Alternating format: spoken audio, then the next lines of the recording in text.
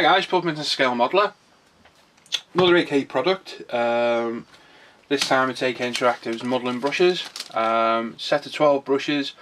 I think there's 4 flat and 8 round. Various sizes, from thick flat, as I'll show in a minute, down to small. Large round brushes down to really fine detailed brushes. If I take this from an average packet, I can put it with the rest of them. So, like I say, set of 12 brushes. For me, the reason I bought these is I've got a drawer full of old brushes collected over the years that I use for various weathering purposes, decaling, what have you. I just took on my mammoth group build of my King Tiger. Sick to death of picking up various different brushes at different manufacturers, sizes, not knowing what the hell I've done with it. It's been used for decaling, I've used it for clear coat, and then getting pigment on it and putting it back in the drawer, and then later day picking it back out yet again, not knowing what's what. Doing that, I run the risk of ruining another model. I'm trying to get a clear coat on something that's got, you know, mud pigment in there. It's not going to be the best thing. So I bought these, and the one reason I bought them, not because they're AK, is that they're bright orange. I've got no other bright orange brushes. I don't know anybody else that makes a bright orange brush. These are going to sit in my little Airfix cup on my workbench, and I know these are just used for weathering. That's the entire reason I've used them, bought them, nothing else. Not just bought them for the name, it's just because they're bright orange and I know what they're for. So what we get is you've got 4 flat brushes, from size 8 down to 2, I think it is, yeah. So you've got 8, 6, 4 and 2. The type's a larger one, ideal for filters where you need to cover a large surface area. The synthetic brushes, which, you know, for doing things like weathering, you don't need the finest Kalinsky sable because it's just going to get destroyed. So synthetic's perfect, not going to react with any products, you know, everything's safe to go through it. The generic brush shape, there's nothing special about them whatsoever. They're about £2 each from various stockists. I got these from emodels.co.uk. I can say ideal for filters, so that's what that one will be used for.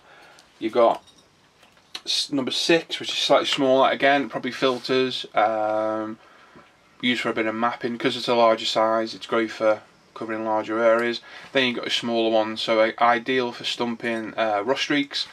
Again, something I haven't stepped into is AK's range of weathering products because it's all enamel paint, and I've got the full range of Tamara enamels which I use for that effect. But again, later date I might.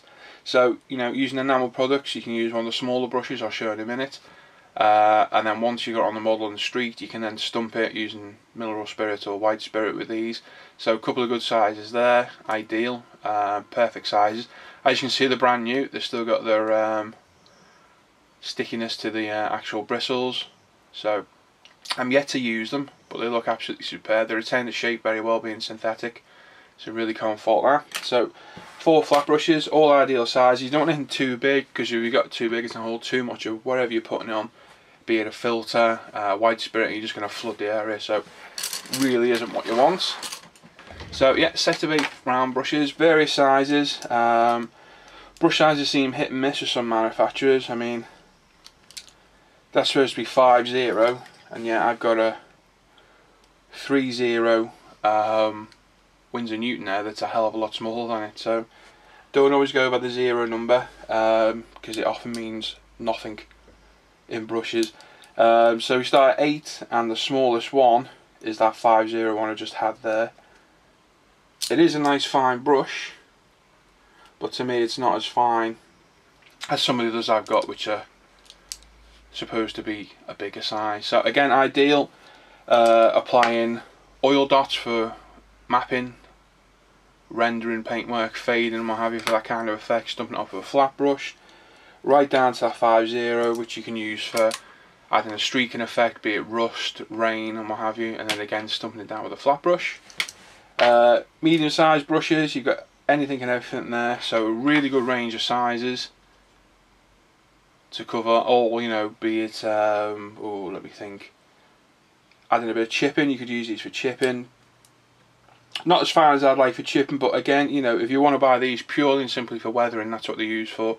For me, my weathering brush is one of my Winsor & Newtons or one of my Tamiya Pro brushes. but again, you've got good range of brushes, all different sizes, to suit everything. So basically that's it really, not much to show. A bunch of brushes. So literally these now live on my desk in my Airfix cup. I know if I need something for weathering, whatever effect it is, be it washes on aircraft, armour, anything at all, that's the brush I go to. And no more route around my drawer now. For numerous Humbrol, Retalieri brushes, God knows what they've been used for, and just using it. So that's what they're going to be used for now. So like I say, £2 each. Most model shops sell them. Anything that sells the AK Interactive range will sell those. Like I say, I got mine from models.co.uk. So thanks for watching. Take care.